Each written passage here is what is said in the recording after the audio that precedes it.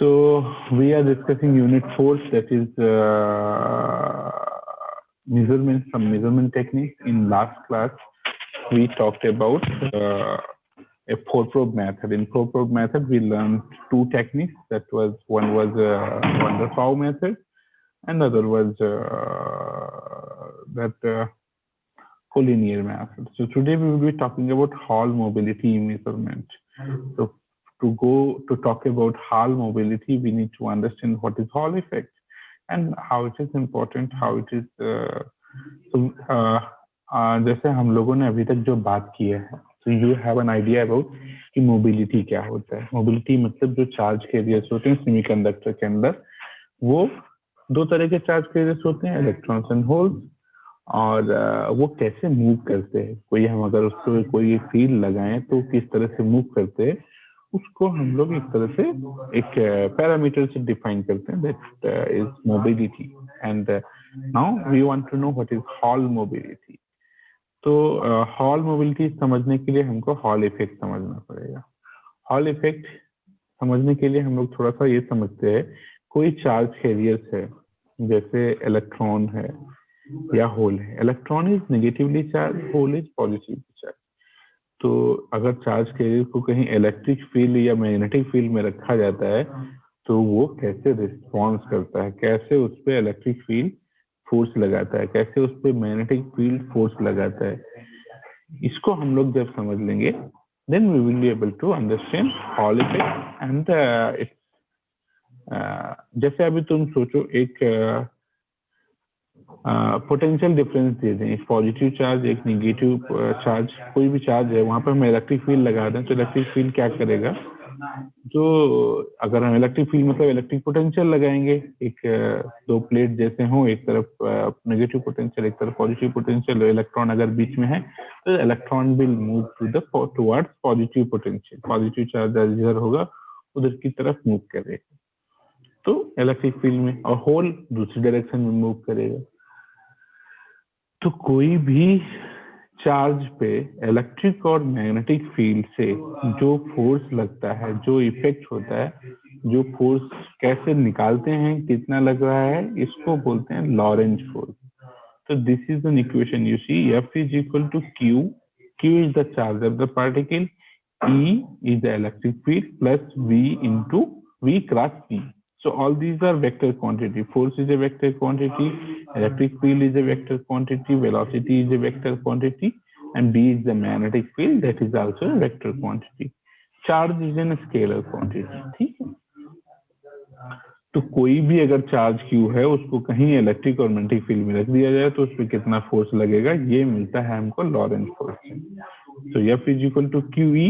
This is due to electric field and this part is due to magnetic field. ठीक है. तो इस force को बोलते हैं लॉरेंज फोर्स.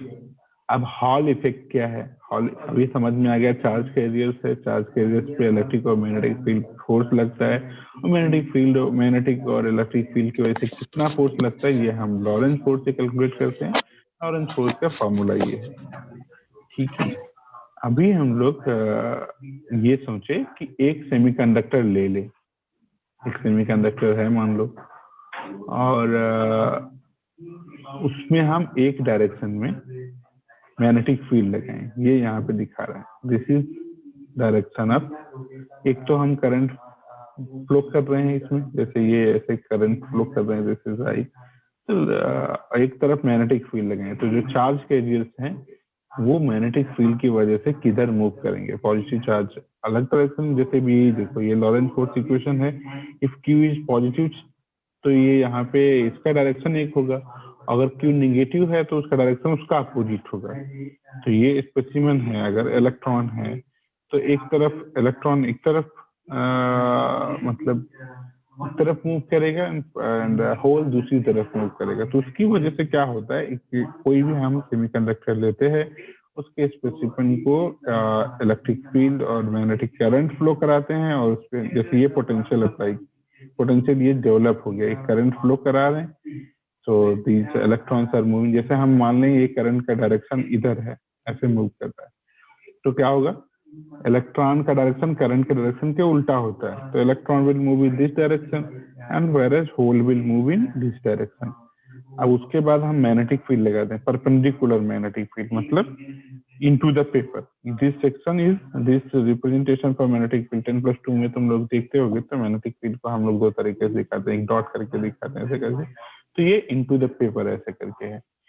तो ये मैग्नेटिक फील्ड लगा दिया गया, तो मैग्नेटिक फील्ड वेलोसिटी एक का इस डायरेक्शन में है, एक का इस डायरेक्शन में है, मैग्नेटिक फील्ड इज कांस्टेंट। तो एक जो इलेक्ट्रॉन है वो उसकी वजह से एक तरफ पोटेंशियल डेवलप हो गया, ये यहाँ पे एक तरफ पोटेंशियल डेवलप हो गया नेगेटिव, एक तरफ है पॉजिटिव। तो इसकी वजह से जब हम एक पोटेंशियल मेजर करते हैं तो यहाँ पे हमको कुछ पोटेंशियल मिलता है, और उसी पोटेंशियल को हॉल वोल्टेज बोलते हैं, और ये जो इफेक्ट है इसको हॉल इफेक्ट बोलते हैं। ठीक है, तो अब हम लोग इसको थोड़ा पढ़ते हैं क्या है। The basic principle underlying the Hall effect is the Laurent force. मतलब हॉल इफेक्ट मतलब ये जो पोटेंशियल है ये डेवलप क्यों हो गया, क्योंकि लॉरेंट फोर्स जो है उसकी इक्वेशन से हमको पता चलता है कि पॉजिटिव चार्ज का अलग डायरेक्शन में डिफ्लेक्शन होगा, नेगेटिव चार्ज का अलग डायरेक्शन में डिफ्लेक्शन होगा। तो इस ये this is basic reason behind Hall effect. Hall effect के पीछे बेसिक रीजन क्या है, Lorentz force. When an electron moves along the direction perpendicular to an applied magnetic field, electron यहाँ पे करंट फ्लो करा रहे हैं तो electron will move according to current, and अगर उसमें परपेंडिकुलर मैग्नेटिक फील्ड लगा दें तो इलेक्ट्रॉन कुछ एक डायरेक्शन में मूव करेगा। Electron moves along a perpendicular direction. Magnetic field हमने परपेंडिकुलर लगाया तो जो इलेक्ट्रॉन मूव कर रहा था is perpendicular to magnetic field, so it experiences a force acting normal to the both direction, moves in response to this force, a force affected by internal electric field. The Lorentz force is given by this. तो ये क्या हुआ, magnetic field लगाए और यहाँ पे current flow कर रहा था, this was the direction of current, so electron moves in this direction, and because of that magnetic field, if you see, look at this direction, ये क्या होगा, V cross V, V cross V is velocity, velocity किस direction में, इस direction में, B किस direction में, into the paper, तो उस पे फोर्स कैसे लगेगा, ऊपर की डायरेक्शन में। If you see V cross V का डायरेक्शन क्या होगा, V is a vector, V and V magnetic field is also vector, उसका क्रॉस प्रोडक्ट का जो होता है वो उससे परपेंडिकुलर होता है। If you take a cross product of two vectors, so the direction of the resultant vector will be perpendicular to both of the vectors. So direction of this term, this force, electric field यहाँ पे है नहीं, तो ये this is because of this only, तो ये इधर की तरफ लगेगा, और अगर सेमीकंडक्टर है उसमें होल है तो होल इधर की तरफ मूव कर रहा है तो उसमें फोर्स इधर की तरफ लगेगा। तो एक पोटेंशियल डेवलप हो गया, एक नेगेटिव इधर पॉजिटिव इधर, तो ये हम मेजर करेंगे तो ये हॉल वोल्टेज होता है, यही हॉल इफेक्ट है। हॉल इफेक्ट के पीछे जो रीजन है इट इज लॉरेंट फोर्स। तो the Hall effect is illustrated in figure 1 for a bar shaped sample with charges carried by electron. इसमें सिर्फ इलेक्ट्रॉन के लिए दिखा रहे हैं, तो दिस इज हॉल इफेक्ट। अभी हम लोगों ने यहाँ पे अभी हॉल इफेक्ट को समझा है, हॉल इफेक्ट क्या होता है, लॉरेंट फोर्स क्या होता है। So we try to introduce these two concepts here and let us move further. A constant current I flows through the bar and the entire bar is subject to an uniform magnetic field P which is directed into the screen. मतलब into the paper बोलते हैं, यहाँ पे हम online पढ़ रहे हैं तो एक तरह से इसको ऐसे समझें, into the screen समझें। So this is the bar, इसमें करंट फ्लो कर रहा है, magnetic field into the screen, into the paper, मतलब ये परपेंडिकुलर ऐसे है। So this is the direction of current and this is the direction of magnetic field, and force will be perpendicular to both, so this will be the direction of force. Okay, so since the electrons are traveling through a magnetic field, they are subject to an upward Lorentz force, so drift to the top of the bar while maintaining their horizontal motion. ठीक है, फिर this lead to a buildup of negative charge on one side, क्योंकि वो force लग रहा है तो फिर वो उस तरफ नेगेटिव चार्ज चले जाएंगे, तो जब एक तरफ नेगेटिव चार्ज चले जाएंगे तो ड्यू टू अदर साइड, क्योंकि एक तरफ नेगेटिव चार्जेस चले जा रहे हैं तो अपने आप से वो दूसरी तरफ लैक ऑफ इलेक्ट्रॉन हो गया, तो वो पॉजिटिव चार्ज डेवलप होगा। This leads to a potential difference between two sides of the sample and that can be measured as Hall voltage. So this is एक हमने सैंपल लिया, उसमें करंट फ्लो करा रहे थे एंड फिर मैग्नेटिक फील्ड लगा दिया तो electron move to this direction. तो जब लैक ऑफ इलेक्ट्रॉन हो गया तो इस तरह पॉजिटिव पोटेंशियल डिफरेंस डेवलप हो गया. जो पोटेंशियल डिफरेंस है, this is called hall voltage. So this leads to build up a negative charge on one side of the bar and positive charge.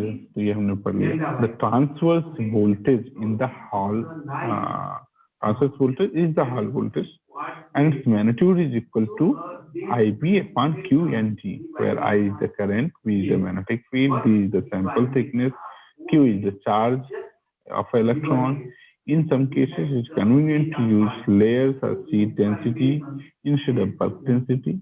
तो ये बोला कि ये फॉर्मूला होता है. ठीक है, हॉल इफेक्ट समझ गए, हॉल वोल्टेज क्या होता है ये समझ गए, इसका ये फॉर्मूला ये बोल रहे हैं, ये take it like that. Now let us move further. So by measuring the Hall voltage and from the known values of current तो हम पास करा रहे हैं, हमको पता है, मैग्नेटिक फील्ड हमने लगाया, हमको पता है, and charge of the charge carriers means electron का चार्ज हमको पता है. अगर इतना हमको पता है तो we can determine seed density of charge carriers in a semiconductor. तो क्या हुआ, इससे हम लोग अगर हमको हॉल वोल्टेज पता है, सब कुछ पता है, तो ये फॉर्मूला है जिससे हम क्या निकाल सकते हैं, कैरियर डेंसिटी निकाल सकते हैं. जो भी कैरियर्स है उसकी डेंसिटी हम लोग निकाल सकते हैं. तो अभी तक हम लोग पढ़ रहे थे सेमीकंडक्टर के कैरियर की बात कर रहे थे, कैरियर डेंसिटी की बात कर रहे थे, लेकिन कैरियर डेंसिटी निकालना है तो क्या करें. Since we are learning this measurement technique, तो मेजरमेंट टेक्निक में हम लोग ये सीख रहे हैं अभी कि वो जो फिनोमेना हम लोग सीखे हैं, जो हम लोग समझे हैं, उसका यूज करके कैसे हम किसी सेमीकंडक्टर की चार्ज कैरियर की डेंसिटी निकालें. ओके, तो ये जो है यहाँ से हमने हॉल इफेक्ट का कंसेप्ट लिया, बेसिक इलेक्ट्रिक मैग्नेटिक फील्ड का फॉर्मूला देखा. ओके, तो हमको ये पता चल गया कि अगर हम ये इफेक्ट को यूज करें तो ये फॉर्मूला हमको पता चल गया, इससे हम carrier density. So this is Hall effect and from Hall effect में कुछ है नहीं, हमने एक बेसिक सैंपल लिया और सैंपल पे मैग्नेटिक फील्ड लगाया, कुछ करंट फ्लो कराया. वी नो क्या करंट हम फ्लो करा रहे हैं, we know what is the magnetic field and we can measure this voltage. क्या वोल्टेज डेवलप हो गया और उससे हम लोग इसमें क्या चाहिए, देखो I, B, Q and V H is the Hall effect, Hall voltage, Q is the charge, I is the current, B is the magnetic field. Everything we know, and from that we can calculate what is the carrier density. So this is the benefit of this effect, and this is how we can calculate carrier density. अब carrier density calculate कर सकते हैं तो क्या क्या उसके फायदे हैं. So by measuring the Hall voltage from the known values of current, voltage, and charge, one can determine seed density of charge carriers in semiconductor. If the measurement apparatus is set up,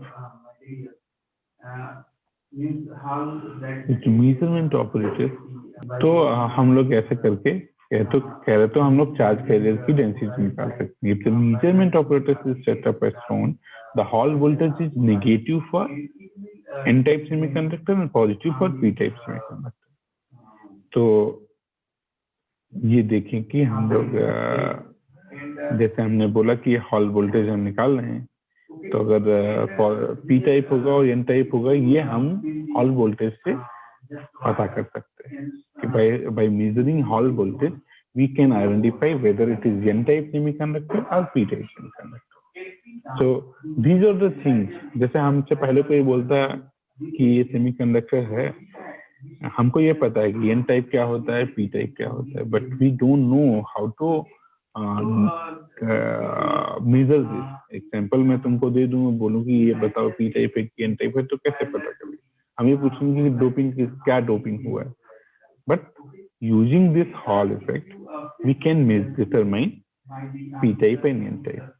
एक Hall voltage measure करेंगे, Hall voltage is negative for N-type semiconductor and positive for P-type semiconductor. So the heat resistance of a semiconductor can be conveniently determined by use of van der Pol resistivity measurement. हम लोगों ने van der Pol resistivity method सीखा है. अब देखो हमको ये पता चल गया, हॉल वोल्टेज पता चल गया, तो हीट का और कैरियर कंसंट्रेशन निकालने का तरीका पता चल गया. तो जो ये सैंपल है उसके हम रजिस्टिविटी मेजर करना चाहें तो कैसे करेंगे? हमने दो मेथड सीखे, अभी हॉट प्रोब मेथड सीखा है, तो हम van der Pol मेथड से हम रेजिस्टेंस मेजर कर सकते हैं. Resistance, since the heat resistance involve both heat density and mobility. Resistance क्या है? बेसिकली वो चार्ज कैरियर्स को मूव करने से रोकेगा ना. रेजिस्टेंस डजंट अलाउ, उसको अपोज करता है, जो करंट है उसको अपोज करता है. तो रेजिस्टेंस का मतलब यही है. तो mobility is connected to that thing. So you see, this is the formula for determining Hall mobility. So since heat resistance में heat density और mobility दोनों चीजें involve है, so mobility is given by mu VH by RS. RS is the resistance and I is the current, V is the magnetic field, is equal to 1 upon Q and RS. NS मतलब carrier density. Seat, yes जो है seat के लिए बोल रहे हैं, जो हम सैंपल यूज कर रहे हैं उसको हम लोग एक सीट की तरह देखें, क्योंकि ये सैंपल है, कोई सेमीकंडक्टर का एक सैंपल है, उसको उसकी जो है रेजिस्टिविटी और कैरियर कंसंट्रेशन, ये सब फार्मूला यहाँ पे दिया हुआ है. हम लोग इस फार्मूला के डेरिवेशन में नहीं जा रहे हैं, हॉल इफेक्ट को समझ रहे हैं और ये समझ रहे हैं कि ये कैसे मेजर किए जा सकते हैं. So if the conducting layer thickness is known, one can determine the bulk resistivity. Bulk resistivity R is equal to RS into D, मतलब and bulk density is N is equal to NS into D. तो ये एक particular sample के लिए बोल रहे हैं. अगर हमको उसकी ये पता है कि जो लेयर है, जो जिस जहाँ पे ये फिनोमेनन हो रहा है उसका थिकनेस कितना है, तो हम एक बड़े सैंपल, बल्क सैंपल के लिए उसकी बात कर सकते हैं. तो बेसिकली हमको यहाँ पे ये समझना था कि हॉल इफेक्ट क्या होता है और लॉरेंज फोर्स क्या होता है. लॉरेंज फोर्स मतलब जो फोर्स है जो किसी भी चार्ज कैरियर्स पे इलेक्ट्रिसिटी और इलेक्ट्रिक एंड मैग्नेटिक फील्ड की वजह से जो फोर्स लगता है उसको लॉरेंज फोर्स कहते हैं. एंड 10+2 में लॉरेंज फोर्स वगैरह बताया जाता है. So you know this is the Lorentz force, and then you take a semiconductor और उसमें हम उसमें करंट फ्लो कराएं और उसके परपेंडिकुलर डायरेक्शन में फील्ड लगा दें. तो एक उसकी दोनों के परपेंडिकुलर डायरेक्शन में एक वोल्टेज डिफरेंस डेवलप हो जाता है, उसको हॉल वोल्टेज कहते हैं. इस इफेक्ट को हॉल इफेक्ट कहते हैं. और फिर उसी वोल्टेज को यूज करके हम कैरियर कंसंट्रेशन निकाल सकते हैं. This is the formula where I we have given the current, V is the magnetic field applied, Q is the charge. So we know this is how we can calculate this. This is the formula for mobility. तो हम कैसे mobility calculate कर सकते हैं, कैसे ये बता सकते हैं कि P टाइप है कि N टाइप है. तो all this can be determined using hall effect. तो ये था. फिर एक हम लोगों ने दो मेथड सीखे अभी तक. एक तो 4 प्रोब मेथड सीखा था, एक सीखा कि हॉल इफेक्ट से कैसे हम 4 प्रोब मेथड में 2 मेथड सीखा, उसमें हमने रजिस्टिविटी कैसे निकालते हैं ये पता किया. एंड जो हॉल मोबिलिटी मेथड सीखा उससे हम ये निकाल सकते हैं कैरियर कंसंट्रेशन कितना है, सेमीकंडक्टर P टाइप है कि N टाइप है, और मोबिलिटी निकाल सकते हैं, चार्ज कैरियर्स की मोबिलिटी क्या है. So these are 3 things we can measure using Hall effect. Now we are moving toward the next technique that is known as hot point probe measurement. Hot point probe measurement क्या है इसके बारे में हम लोग बात करेंगे. So a conventional hot probe experiment enables a simple and efficient way to distinguish between N-type and P-type semiconductor using a hot probe and standard voltmeter. तो ये जो हॉट पॉइंट प्रोब मेथड है, इससे हम ये पता कर सकते हैं कि सेमीकंडक्टर P टाइप होगा कि N टाइप होगा. जैसे हम लोग हॉल इफेक्ट से भी मेजर कर सकते हैं, ऐसे ये दूसरा मेथड है. इसके लिए हमको क्या चाहिए होता है, एक वोल्टमीटर चाहिए होता है और एक हॉट प्रोब चाहिए। तो हॉट प्रोब क्या है, इसके बारे में हम लोग बात करें। जैसे 4 प्रोब में क्या था, 4 प्रोब थे जिनको एक क्वेश्चन में रखते थे, ऐसे ही समझ लो यहाँ पे 2 प्रोब है। तो एक हॉट प्रोब है, एक कोल्ड प्रोब है। हॉट प्रोब और कोल्ड प्रोब के बीच में एक वोल्टमीटर लगा है, इतना ही चाहिए था। अब देखो, a hot region of wafer has a larger number of carriers that will diffuse to cooler region। तो ये कोई सैंपल है, इसमें जो जो ये वेफर मतलब बोले कि मान लो सिलिकॉन का ये वेफर सेमीकंडक्टर है, तो इसमें अगर उसको हम हीट करेंगे तो क्या होगा, ज्यादा चार्ज कैरियर जनरेट होंगे, और जिधर हीटिंग नहीं है, जिधर ठंडा है, जिधर टेम्परेचर कम है, वहां पे कम चार्ज कैरियर होंगे। और डिफ्यूजन फिनोमेना यही होता है कि हायर कंसंट्रेशन से लोअर कंसंट्रेशन की तरफ मूव करता है। तो बोला कि ये जो मेथड है ये हमको ये बताता है कि ये पी टाइप सेमीकंडक्टर है कि एन टाइप सेमीकंडक्टर है। और इसमें जो एक कंसेप्ट ये है कि हॉट रीजन, कोई वेफर लेंगे, हॉट रीजन में ज्यादा कैरियर्स होते हैं और वो कूलर रीजन की तरफ डिफ्यूज करते हैं। These are the 2 basic principles. तो क्या हुआ, thermally excited majority free charge carrier, thermally excited majority free charge carriers are translated within semiconductor from hot probe to cold probe। क्या हुआ, सेमीकंडक्टर मटेरियल था, वहां पे 2 प्रोब लगा दिया। अब ये गर्म है, दिस इज हॉट, सो जो आसपास का रीजन है उसको क्या करेगा, वो हीट करेगा। हीट करेगा मतलब टेम्परेचर बढ़ाएगा, टेम्परेचर बढ़ेगा तो चार्ज कैरियर जनरेट होंगे, the cold region. So let us one point by point हम लोग इसको समझने की कोशिश करते क्या होता है। तो thermally excited majority free charge carrier are translated within semiconductor from hot probe to cold probe. ठीक है, ये डिफ्यूजन फिनोमेना की वजह से चार्ज कैरियर जनरेट हुए। थर्मली एक्साइटेड मतलब टेम्परेचर की वजह से वो कैरियर जनरेट हुए, क्योंकि वहां पे हॉट प्रोब हमने लगाया। The mechanism for this motion within the semiconductor is of diffusion type, since the material is uniformly doped due to a constant heating in hot probe contact। ये हम लोगों ने पहले ही बात किया है कि ये जो मोशन हो रहा है ये क्यों हो रहा है, डिफ्यूजन की वजह से हो रहा है। और चार्ज कैरियर ज्यादा कैसे हुए, ज्यादा इस वजह से हुए क्योंकि ये यूनिफॉर्मली डोपिंग हुई है, constant heating at the hot probe point. So the mechanism for this motion within semiconductor is diffusion। हम लोगों ने बात की कि ये डिफ्यूजन की वजह से ऐसा होता है। हमने क्या किया, एक सैंपल लिया है, उसमें एक तरफ हॉट प्रोब लगाया, एक तरफ कोल्ड प्रोब लगाया। हॉट प्रोब की वजह से आसपास हीटिंग हो रहा है, हीटिंग हो रहा है तो चार्ज कैरियर्स ज्यादा हो जा रहे हैं, कूलर रीजन में चार्ज कैरियर्स कम है। So this is diffusion phenomena। Because of diffusion the charge cases start moving। Now what happens? So these translated majority carrier define the electric potential sign of the measured current in the multimeter। ठीक है, तो अब यहाँ पे हम लोगों ने क्या किया हुआ है, एक पोटेंशियल वो भी लगाया हुआ है। अगर ये मूवमेंट होगा तो हमको एक पोटेंशियल डिफरेंस दिखेगा, और दैट पोटेंशियल डिफरेंस एक उसका साइन दिखेगा, पॉजिटिव है या नेगेटिव है। पॉजिटिव नेगेटिव दिखे मतलब होल मूव करते हैं तो क्या पॉजिटिव चार्ज मूव करता है तो करंट उसका डायरेक्शन कुछ अलग होगा, इफ इलेक्ट्रॉन्स मूव करते हैं तो कुछ अलग होगा। So if the carriers are positive, means the whole the current will flow in the same direction that the carrier diffuse, therefore voltmeter will show a negative reading। If charge carriers are negative, the current flow will in the opposite direction, then voltmeter will show a positive reading। तो क्या हुआ, with the majority carrier diffusing away from the hot probe, the voltage meter will show a positive and negative reading depending upon the type of majority carriers in the semiconductor। और हमको पता चल जाएगा कि semiconductor P type है कि N type. So this very simple concept.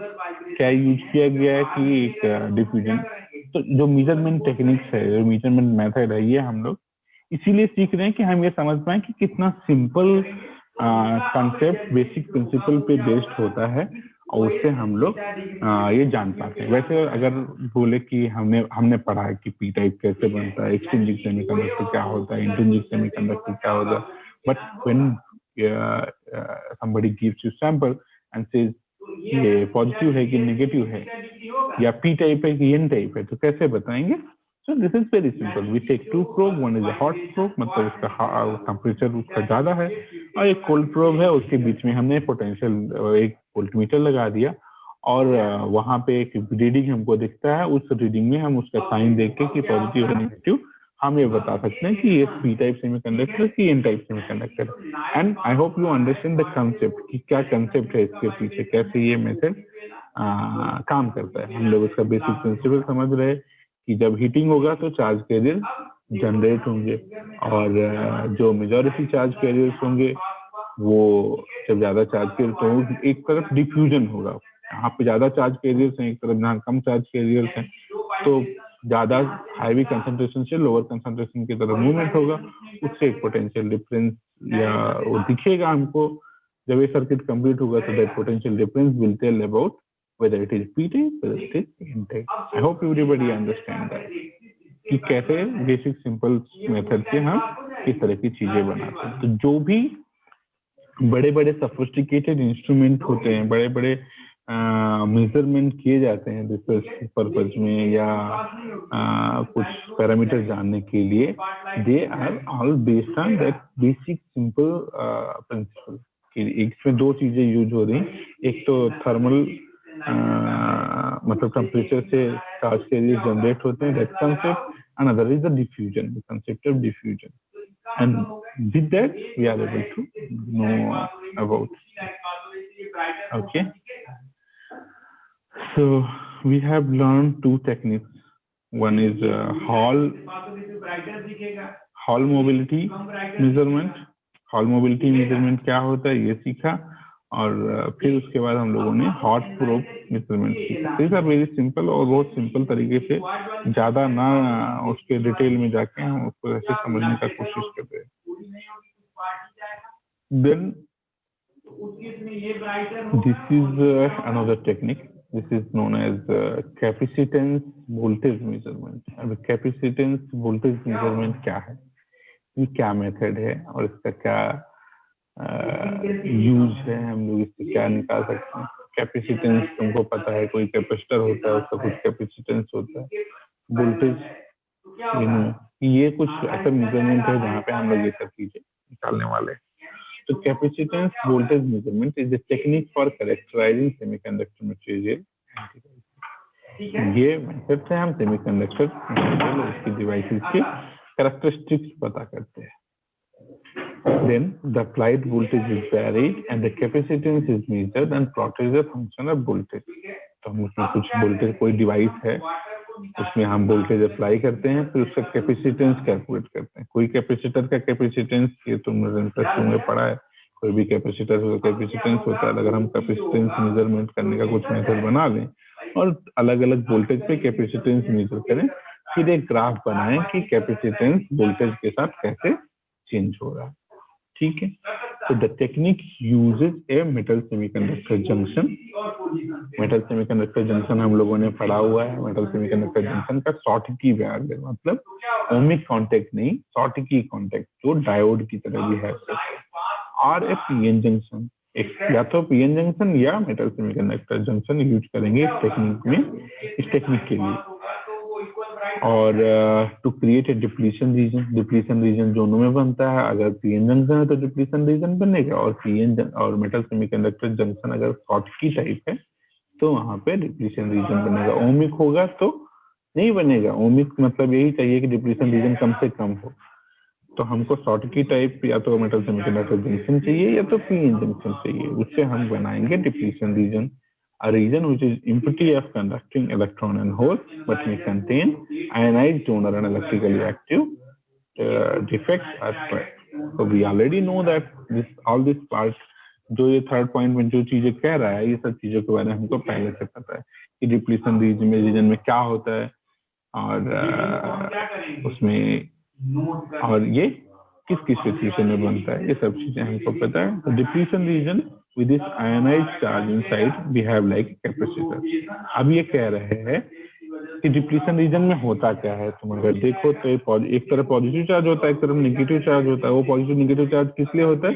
वहां पे इलेक्ट्रॉन होल कंडक्शन वाले नहीं होते हैं, वो जो आयंस हैं वहां पे जिनके इलेक्ट्रॉन बाहर चले गए।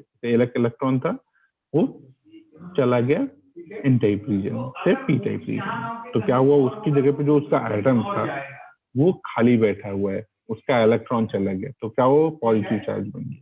तो एक तरफ पॉजिटिव चार्ज एक तरफ नेगेटिव चार्ज बन के वो डिप्लीशन लेयर बनता है।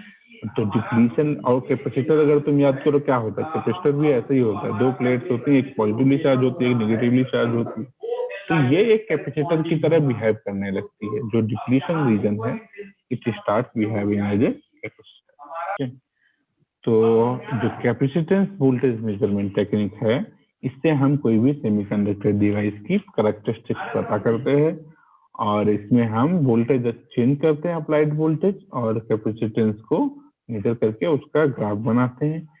और इसमें हम मेटल सेमीकंडक्टर जंक्शन या पीएन जंक्शन यूज करते हैं जिसमें जहां पे डिप्लीशन रीजन बनता हो और जो डिप्लीशन लेयर होता है वो एक कैपेसिटर की तरह बिहेव करता है, तो उसकी हम कैपेसिटेंस मेजर कर सकते हैं।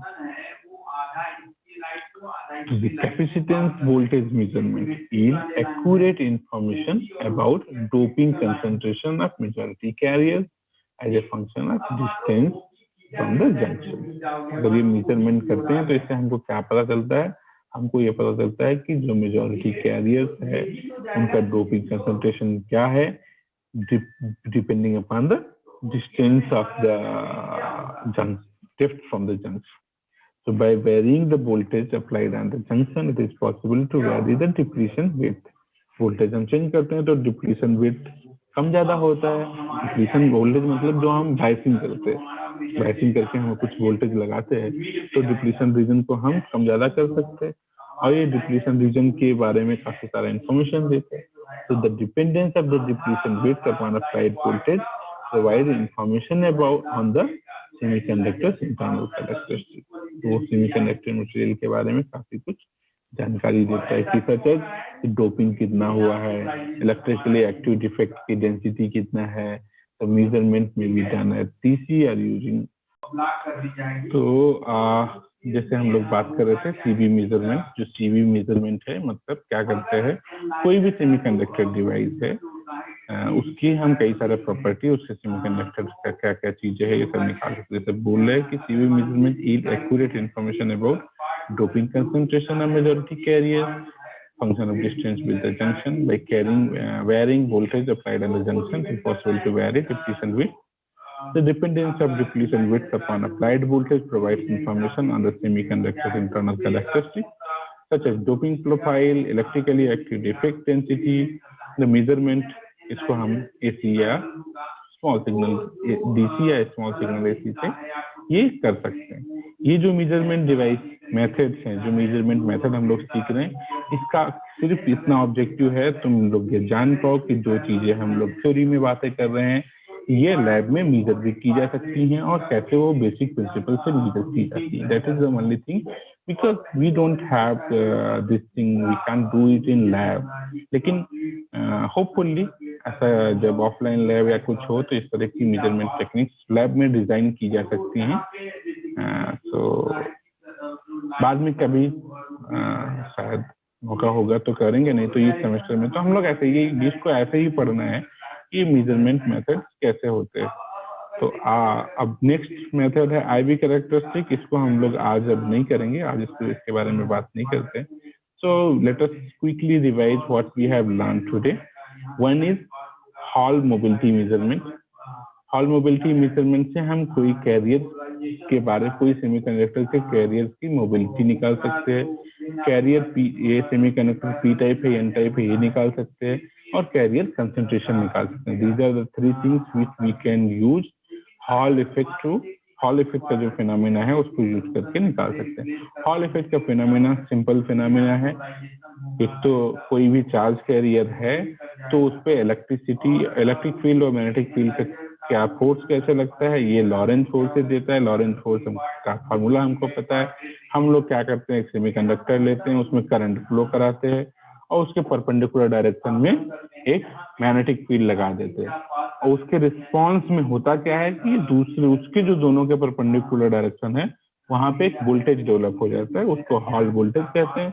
हॉल वोल्टेज को हम वोल्टमीटर लगा के मेजर कर लेते हैं। करंट तो हम दे ही रहे हैं, मैग्नेटिक फील्ड हम लोग अप्लाई कर रहे हैं, तो तीनों चीजें हमको पता होती हैं। And using these only three things we can calculate this is carrier density, this is mobility, and by looking at the sign of voltage, Hall voltage, we can calculate N type or P type. These are the three things we can measure using Hall effect. Then hot probe method क्या होता है, इसमें हम लोगों ने बात किया कि ये बहुत सिंपल मेथड है। कोई भी सैंपल लेते हैं, उसमें 2 प्रोब लगाते हैं, उसके बीच में वोल्टमीटर लगा देते हैं और वो यहाँ पे हीट होता है तो चार्ज कैरियर ज्यादा जनरेट होते हैं। चार्ज कंसंट्रेशन यहाँ पे ज्यादा, यहाँ कम है, तो डिफ्यूजन की वजह से चार्ज कैरियर इधर से इधर मूव करते हैं। जब वो इधर से इधर मूव करते हैं तो वी सी एक सर्किट कंप्लीट होता है, तो we see at the voltage. तो डिपेंडिंग अपॉन पी टाइप है तो उसमें मेजॉरिटी इलेक्ट्रॉन्स है, होल्स है। एन टाइप है तो उसमें मेजॉरिटी इलेक्ट्रॉन्स है। और उससे हमको पता चल जाता है कि ये एन टाइप है कि पी टाइप। यहाँ पे हम वोल्टेज का साइन देख के ये बता देते हैं। This is hot probe method. And फिर कैपेसिटिव वोल्टेज मेजरमेंट के बारे में बात किया। ये भी एकदम सिंपल सा मेथड है। कोई भी हम जंक्शन लेंगे और जंक्शन में कोई भी जंक्शन है सेमीकंडक्टर का, चाहे मेटल सेमीकंडक्टर जंक्शन हो चाहे पीएन जंक्शन हो, उसमें क्या होता है डिप्लीशन रीजन होता है। डिप्लीशन रीजन को अगर हम डिप्लीशन रीजन एक तरफ पॉजिटिव चार्ज एक तरफ नेगेटिव चार्ज होता है। डिप्लीशन रीजन अगर तुम देखो, हम लोगों ने पीएन जंक्शन पढ़ा है, तो कैपेसिटर की तरह बिहेव करता है और हम उसमें जो वोल्टेज देते हैं उसका हम उस रीजन का कैपेसिटेंस मेजर करते हैं और कैपेसिटेंस मेजर करते हैं वोल्टेज चेंज कर करके। इससे हमको पता क्या चलता है, पता ये चलता है कि डोपिंग प्रोफाइल क्या है। इसकी डोपिंग प्रोफाइल क्या है, सेमीकंडक्टर के इंटरनल कैरेक्टरिस्टिक्स पता चलते हैं, such as doping profile, electrically active defect density. ये चीजें हमको इससे पता चल जाती है। That is the application of this measurement. So in very simple कैसे हम लोग बहुत ज्यादा डिटेल में ना जाके अपनी जितनी लिमिटेड जानकारी है उसी में उन टेक्निक्स को समझने का कोशिश किए। And we learn 3 techniques today. और आगे जो और टेक्निक्स है वो हम लोग बाद में पढ़ेंगे। और इस जो लेक्चर मटेरियल है, ये किसी बच्चे ने मुझे मैसेज किया था but I couldn't get time. थोड़ा सा कई सारा चीजें कर रहे हैं इस समय, इस वजह से उसको अपलोड नहीं कर पाया। तो ये हम लोग का यूनिट 4 और 5 दोनों का कंटेंट है बेसिकली।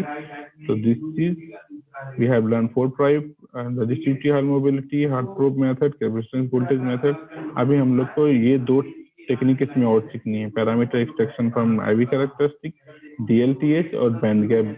ये 3 टेक्निक हम लोग सीख लेंगे तो हमारा यूनिट 4 का कंटेंट पूरा हो जाएगा। Then this is unit 5। तो यूनिट 4 का जो इसमें कंटेंट है, I will upload it on LMS today evening.